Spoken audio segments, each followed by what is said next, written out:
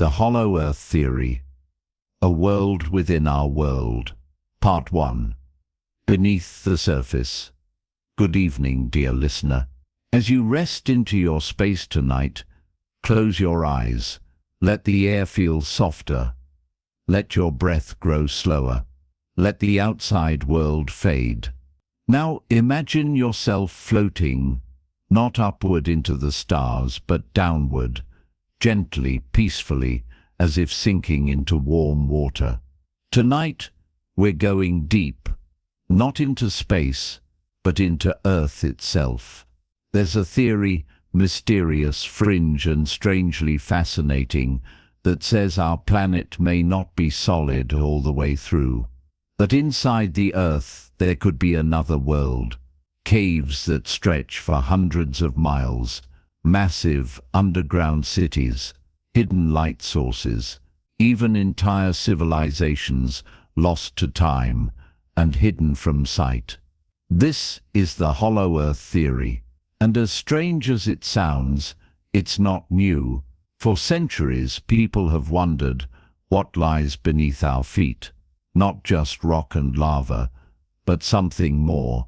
Let your imagination take over. Imagine there are entrances at the poles, massive openings hidden by ice and snow. Imagine that explorers in the past may have found their way inside and never returned. Or maybe they stayed because inside they found something incredible. A warm world, lit not by the sun, but by some glowing inner source.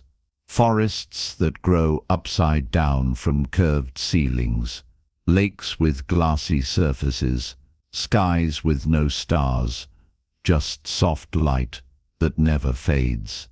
Some say this world is inhabited by beings older than us, maybe even us, a forgotten branch of our own species, or something not quite human at all.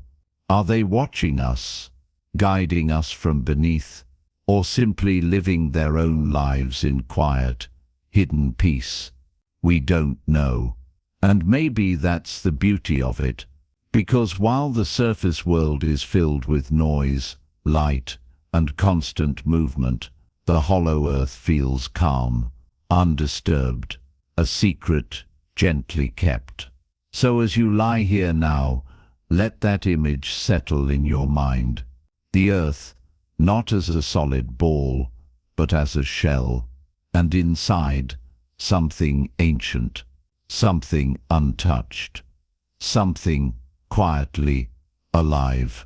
Breathe in, breathe out, and let yourself begin this journey, not into dreams, but under them.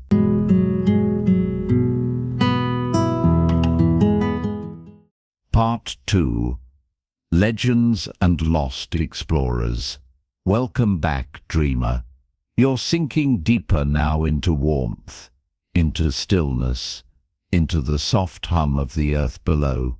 Let's continue. If the hollow earth is more than myth, then who has seen it? For centuries, stories have echoed across cultures, stories of openings in the mountains, of strange lights glowing from beneath the ground, of tunnels that stretch farther than any map can follow. Some explorers claim they followed those tunnels, some said they found something, and a few never came back. There's the story of a man who flew over the poles and described a vast green land beneath the clouds. He claimed it was lush, alive, not frozen like we expected. He said he saw strange animals familiar, but not quite. Mountains that curved, rivers that glowed. And at the center of it all, a light that didn't come from the sun. There are stories from native cultures too, of tribes who came from beneath the earth, not above it. Stories of great underground caverns where people lived in harmony, peaceful, ancient, hidden. And then there are the stories that sound almost impossible, that some who found the hollow earth encountered beings of light, tall figures with glowing skin, eyes that soar into your thoughts, voices that didn't need words. Are these just stories? Maybe. But why do so many of them sound the same? Why do so many cultures separated by oceans and centuries describe entrances to another world beneath our feet? Could there be a memory buried in the collective mind? Or maybe, just maybe, someone passed that story along. A whisper from deep below, a map drawn in dreams. And tonight, you're following it. Let your breath stay soft. Let your thoughts stay open. You don't need to believe. You just need to wonder. What if there's more than rock below us? What if there's a door? And what if it's always been open, waiting for the right soul to wander through?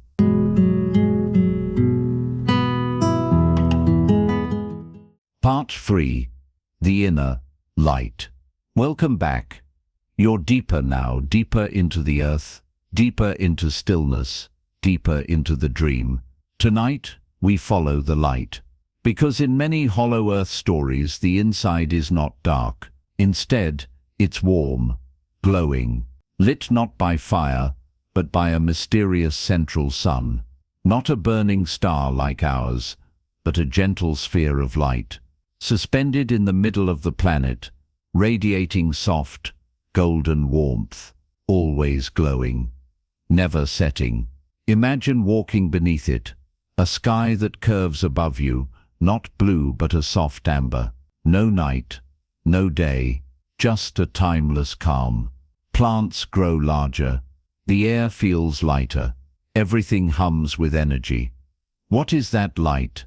Some say it's a core of radiant plasma, others say it's artificial, something placed there long ago, a power source left by ancient beings or created by the earth itself, a gentle sun inside the shell of our world. It sounds impossible, and yet the idea has endured. Even in modern times, scientists have discovered vast unexplored voids deep inside the planet. Enormous chambers, unmapped networks, entire underground systems stretching for hundreds, sometimes thousands of miles. Could one of them lead to a deeper realm? Could that strange hidden light still be shining? As you rest now, imagine walking through a vast underground meadow. The grass is soft beneath your feet. Above you, a glowing sky. And ahead, distant shapes. Maybe trees, maybe towers, maybe something else. You don't need to reach them. Just feel their presence.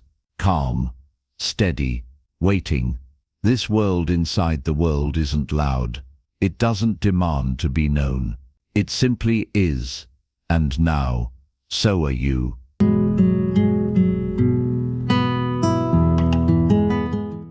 Part 4. Hidden Civilizations. Welcome back, quiet traveler. You're deep now, resting in the imagined heart of the earth, wrapped in stillness, surrounded by wonder. Tonight, let's meet those who may live below. If there's a world beneath our world, could it be inhabited? Some stories say yes, not just by creatures or animals, but by entire civilizations. Ancient, peaceful, wise. People who never left the hollow earth, or perhaps people who came from somewhere else and made it their home. In some versions, they're like us, but older, more advanced, living in cities made of crystal and metal, with glowing towers and gardens that never wilt. In others, they're different, taller, glowing, quiet, with eyes that seem to hold stars inside them. Some legends say they speak without sound. Others say they live in harmony with the earth, drawing energy from its core, never needing war or money or machines. And some tales say they watch us, not with fear, not with control, but with curiosity. like older siblings watching younger ones take their first steps. In Tibetan stories, there's talk of a hidden land called Shambhala, a place of peace, hidden beneath the mountains.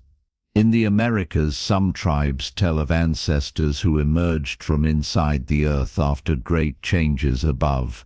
And in other cultures, the underground ones are protectors, keepers of ancient knowledge.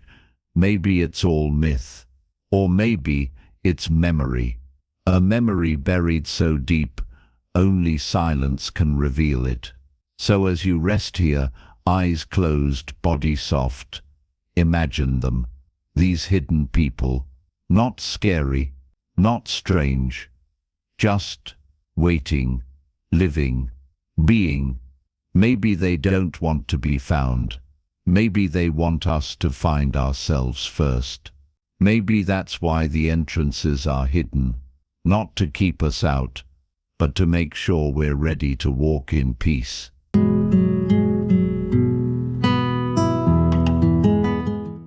Part 5. The Great Entrances. Welcome back. You're floating now in the center of the mystery between earth and sky, between belief and curiosity. The air around you feels quieter. Time feels slower. You're exactly where you need to be. Tonight, we follow the paths inward. If there is a world inside the earth, how do we reach it? Many stories speak of entrances, great openings, hidden in plain sight. Some say they're at the north and south poles, massive round gates veiled by ice and cloud. Impossible to find unless you know exactly where to look. Others point to deep caves around the world, like Mammoth Cave in Kentucky, or the massive tunnel systems in South America, Tibet, and Antarctica. There are whispers of lost access points in the Amazon, in the Himalayas, underneath the pyramids. Some even claim there's an entrance hidden beneath the ocean, deep trenches that lead not just down, but through. In old maps you'll find strange notes. Phrases like "this way to the inner lands" or "beyond lies Agartha." Could they be metaphors? Maybe, but maybe not. Some early explorers believed the Earth was not what we thought, that the poles hid something, and that governments knew and kept it secret. Of course, it's just a theory, but theories grow where mystery lives, and sometimes what we call unexplored is simply unacknowledged.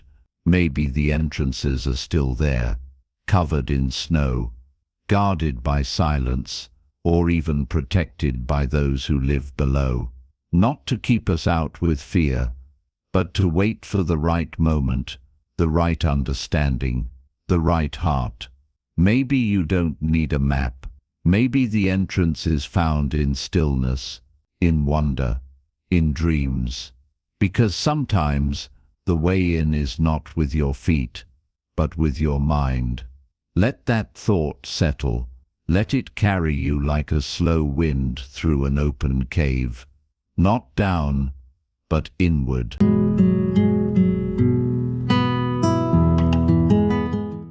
Part 6. Echoes from Below. Welcome back. You're floating in the space beneath stories now, deep beneath the surface, where the world grows still and thoughts slow to a whisper. Tonight, we listen, because if there is a world within our world, could it be speaking to us? Some believe the earth makes sounds, strange, unexplained hums and tones, low, deep vibrations, echoes that seem to come from nowhere and everywhere. They've been called Earth's hums, sometimes heard in deserts, sometimes near mountains, sometimes far beneath the ocean. What causes them? Science offers ideas: tectonic shifts, air pressure, wind trapped in long tunnels. But some say it's something else. Voices, machinery, movement beneath our feet. Ancient texts speak of drums beneath the ground, of tones that come before great change, of music heard in caves that have no wind. Some believe these sounds are signals, not accidents, not noise, but language, not like ours, not words, but vibration, a quiet communication between the surface and what lies below. And maybe, just maybe, some people are sensitive to it. Maybe you've felt it, a deep hum in your chest when everything else is quiet, a strange pull toward a cave, a forest, a mountain you've never seen, a dream that leaves you with an image you can't explain. Maybe those are messages, not urgent, not loud, just waiting to be noticed. So listen now, to your breath, to your heartbeat, to the silence behind it all. Maybe there's more there than you thought. Maybe something below has always been speaking, and tonight you're finally still enough to hear it.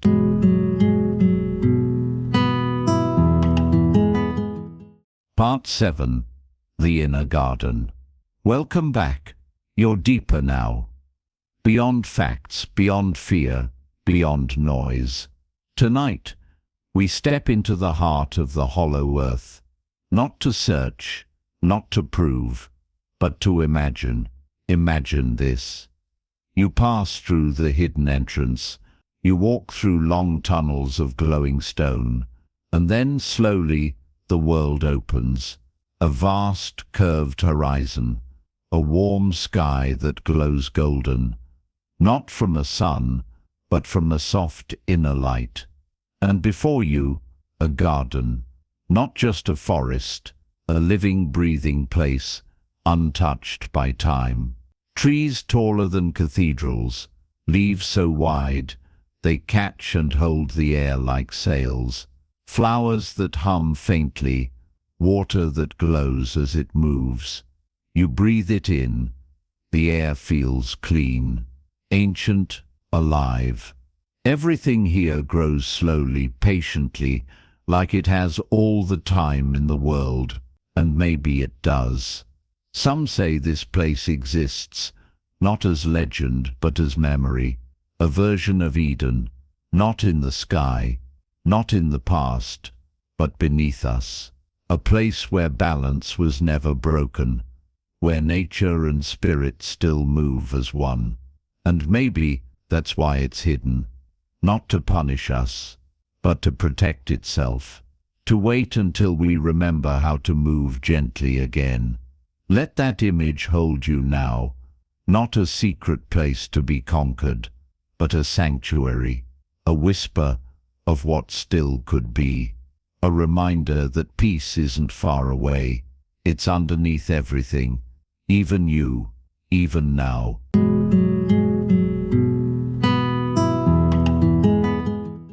Part 8. The Guardians. Welcome back, quiet soul. The garden is behind you now, but its peace still lingers. You're walking deeper, not with your feet, but with your mind. And now, you begin to feel them. The ones who live here. The ones who have always lived here. The Guardians. Not in armor, not with weapons, but with presence. They don't speak the way we speak. Their language is slower, quieter, something you feel more than hear. Some say they are human, or what we once were. Others say they are something else entirely. Older, wiser, not above us, just more patient. They have no need to rush, no need to rule, only to keep watch over their world, and maybe over ours. In some stories, the Guardians keep the entrances closed, not because they fear us, but because they understand timing. They know the surface is still loud, still hurried, still learning, but they are not cold, they are not hiding, they are simply waiting, waiting for stillness, waiting for kindness, waiting for someone who sees with more than their eyes. And maybe, just maybe, you are one of those people. One who carries curiosity without greed, wonder without demand, and a soft heart that listens, even when there are no words. The guardians have always been there, not in books, not in lights, but in the quiet pull to go deeper, to ask without needing to know, to walk without needing to arrive. Let that thought rest inside you now. You don't have to find them. Maybe you already have. Maybe the real secret is that they find you.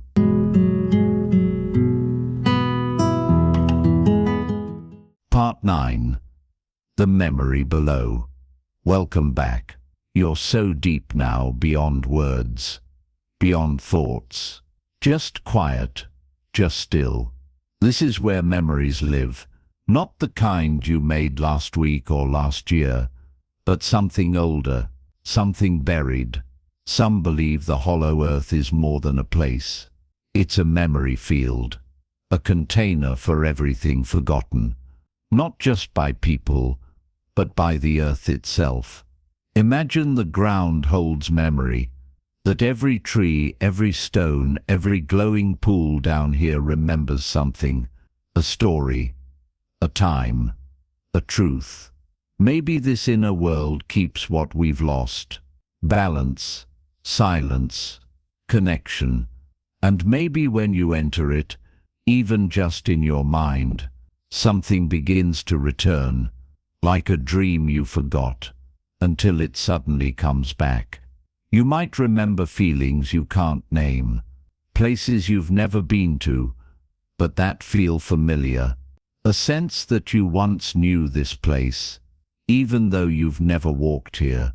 Some say those who visit the inner earth don't come back the same, not because it changed them, but because it reminded them who they were, before noise, before fear, before forgetting. So as you lie here, completely still, completely safe, let something return to you. Not a fact, not a detail, just a soft knowing that there's more to the earth than we see, and maybe more to you too. Something steady, something deep, something old, and kind, and true.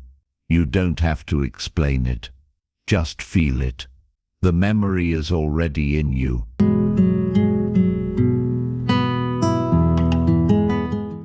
Part 10. You are the passage. Welcome back. One last time tonight.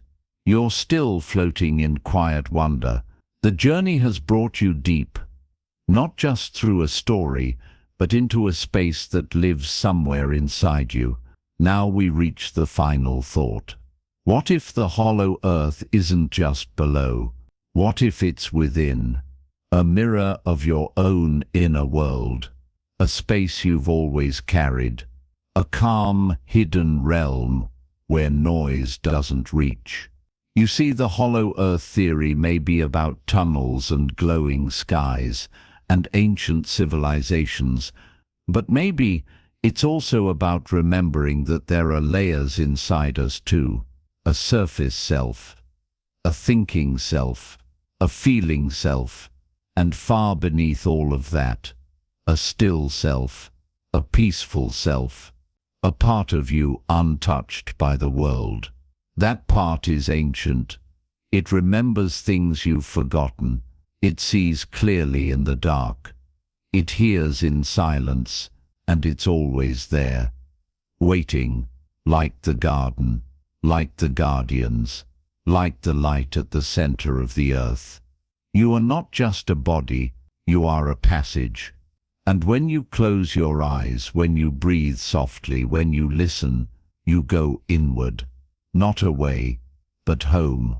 So rest now, not because the world is quiet, but because you are.